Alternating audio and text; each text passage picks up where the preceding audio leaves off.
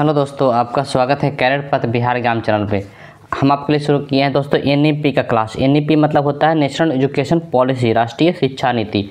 और ये क्लास है जो स्टेट हो या सीटेट हो या फिर लाइब्रेरी साइंस का एग्ज़ाम हो या फिर ईएमआरएस केवीएस, हर एक एग्ज़ाम जो कि टीचिंग का एग्ज़ाम है या स्कूल का एग्ज़ाम है तो उसमें 5 से 10 क्वेश्चन आता है। तो हम लोग क्वेश्चन स्टार्ट करते हैं। ये टीचिंग एग्ज़ाम के लिए स्पेशल है क्लास है।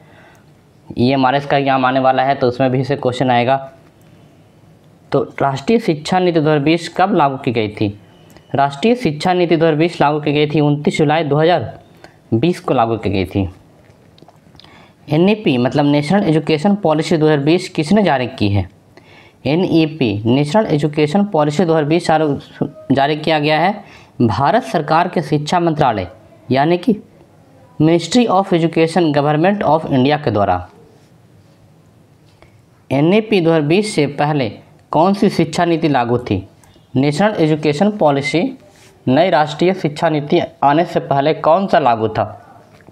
तो 1986 की राष्ट्रीय शिक्षा नीति थी लागू, जिसे 1992 में संशोधित किया गया था। एनईपी 2020 में शिक्षा का नया ढांचा 5+3+3+4, ये आपको याद रखना है। ये एग्जाम में आने का बहुत ज़्यादा चांस है, बहुत ज़्यादा, कि 5+3+3+4 संरचना पर आधारित है। इसमें स्कूली शिक्षा को 4 चरणों में बांटा गया है। पहले 5 साल क्या होगा? फाउंडेशनल चरण होगा, जिसमें पहला 5 साल में आंगनबाड़ी होगा और कक्षा 1-2 होगा। फिर 3 साल में प्रिपरेटरी चरण होगा, मतलब तीसरा, चौथा, 5वां क्लास। अगले 3 साल में मिडिल चरण होगा। मिडिल चरण हम जानते हैं, मिडिल स्कूल 6, 7, 8 होगा। बाकी 4 साल क्या होगा? 9, 10, 11, 12 होगा सेकेंडरी चरण। The new framework of education in NEP 2020 is based on 5+3+3+4 structure. In this school education is divided into 4 stage. 4 stage में डिवाइड किया गया है। फर्स्ट 5 ईयर फाउंडेशनल स्टेज होगा। पहला 5 साल क्या होगा? फाउंडेशनल स्टेज हो जाएगा। फर्स्ट 5 ईयर फाउंडेशनल स्टेज, जिसमें आंगनबाड़ी होगा, क्लास 1-2 होगा। देन 3 ईयर, उसके बाद 3rd साल जो होगा उसमें क्या हो जाएगा? देखिए दोस्तों, पहला बार में क्या हो जाएगा? आंगनबाड़ी होगा, कक्षा 1-2 होगा। और दूसरा साल में क्या प्लस 3 साल में क्या हो जाएगा? 5वां तक। अगला 3 साल में 8वां तक। और फिर अगला 4 साल में क्या हो जाएगा? 9, 10, 11, 12। देखिए दोस्तों, इसमें बढ़िया से हम बताएं आपको कैसे कैसे करना है। इसमें देखिए, पहला 5 साल में फोकस किया जाएगा खेल आधारित, मतलब बच्चा जब होगा 3 साल का बच्चा होगा तो उसको आप क्या पढ़ाओगे? उसको खिलाओगे आप। खेल आधारित गतिविधि आधारित शिक्षा पर जोड़, मतलब ऐसा शिक्षा जिसमें खेल से शामिल हो, जो मूलभूत साक्षरता और संख्यात्मक कौशल मतलब विकसित करना, संख्या के बारे में पढ़ाना, 1, 2, 3, 4, इस तरह का चीज़ पढ़ाना उसको पहला 5 साल में।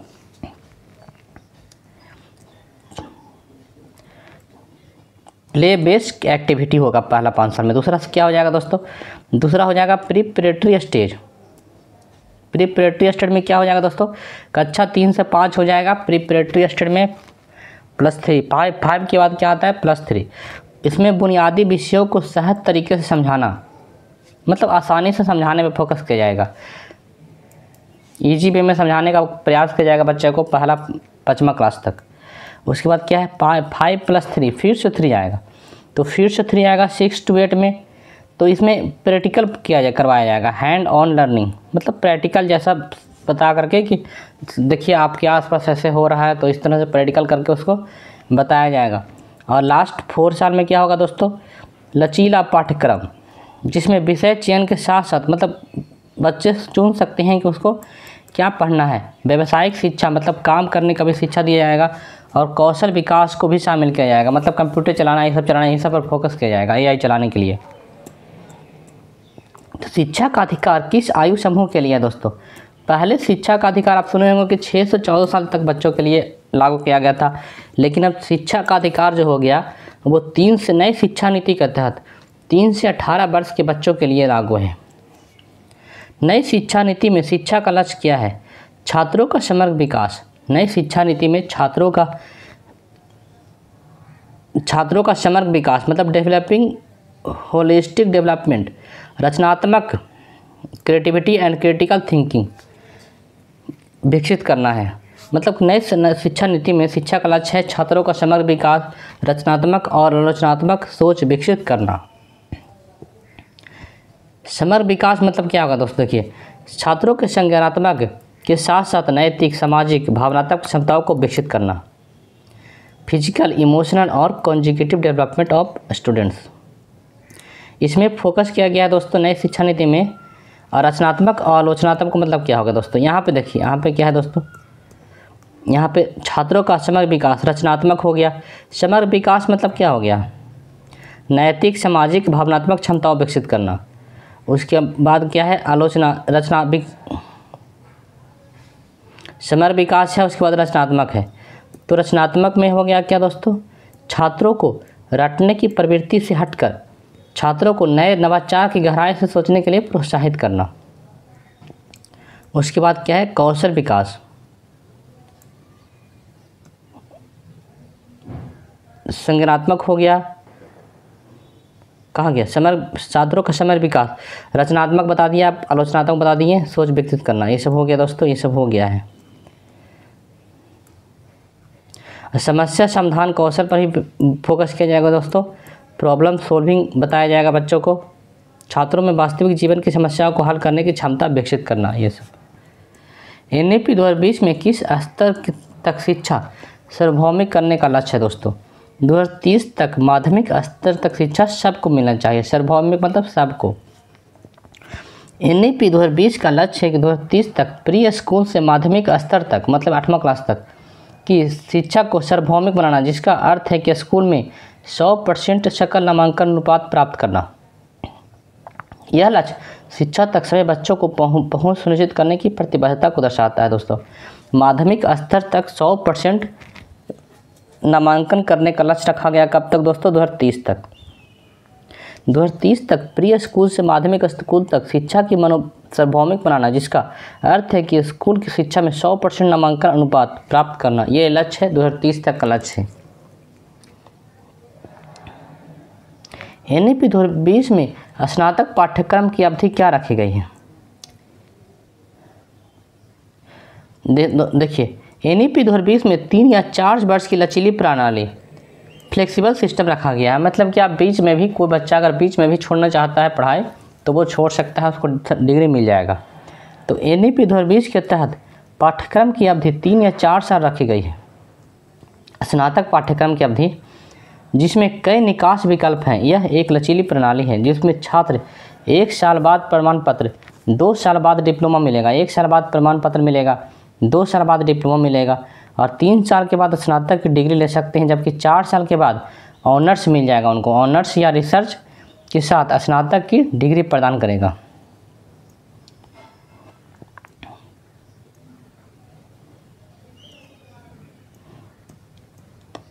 पहले दोस्तों क्या होता था? देखिए, पहले क्या होता था कि अगर आप 3 साल का नहीं किए ग्रेजुएशन तो आपको ग्रेजुएशन बीच में अगर छोड़ दिए तो वो ख़त्म हो जाता था। लेकिन अगर कोई छात्र 1 साल का भी पूरा करता है तो उसको डिग्री मिलेगा, 2 साल का भी पूरा करेगा उसको डिग्री मिलेगा, 3 साल का भी करेगा उसको डिग्री मिलेगा, 4 साल का भी करेगा, सबको डिग्री मिलेगा इस पर। देखिए, 3 साल का डिग्री में क्या मिलेगा? यह उन छात्रों के लिए है जो 3 साल बाद अपनी पढ़ाई पूरी कर लेते हैं।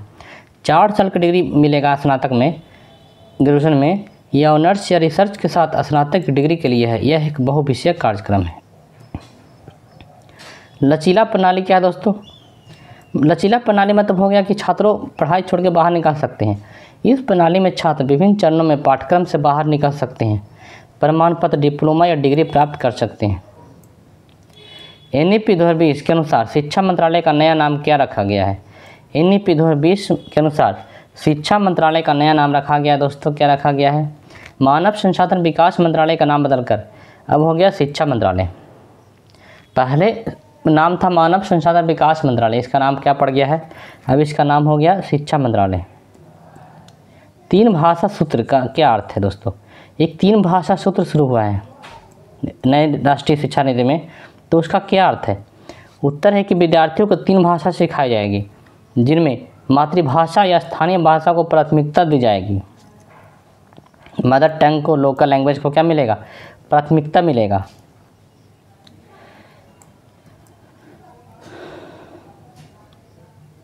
तीन भाषा, देखिए दोस्तों, तीन भाषा सूत्र का अर्थ है कि छात्रों को तीन भाषाएं सिखाई जाएगी।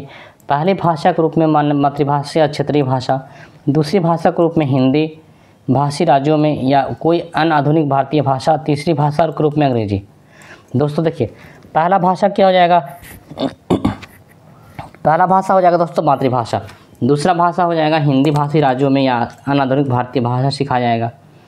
हिंदी और कोई भी क्षेत्रीय भाषा जो उसका भाषा है अपना आधुनिक भारतीय भाषा, ये सब सिखाया जाएगा। इसका मुख्य उद्देश्य बहुभाषावाद को बढ़ावा देना है और राष्ट्रीय एकता को मजबूत करना है। यह सुनिश्चित करता है कि बच्चे कम से कम दो भारतीय भाषाओं को समझें और वैश्विक स्तर पर संवाद करने के लिए अंग्रेजी में भी निपुण हों। दोस्तों ये क्लास आपके आने वाले एग्ज़ाम के लिए, टीचिंग एग्ज़ाम के लिए इम्पोर्टेंट है, तो ये क्लास आपको आते रहेगा। या क्लास नंबर 1 है, क्लास नंबर 2, 3, 4, 5 NEP का बहुत सारा क्वेश्चन हम लेके आएंगे जो कि आपको एग्ज़ाम के लिए इम्पोर्टेंट होगा। तो इस क्लास को आप लोग हमेशा देखिएगा और जितना सीरीज आए सारा देखिएगा। प्लेलिस्ट में जाइए आप दोस्तों, प्लेलिस्ट में आपको बहुत सारा क्लास मिलेगा। तो चैनल को सब्सक्राइब कर दें, लाइक कर दें। अगला क्लास में हम आपसे फिर मिलेंगे।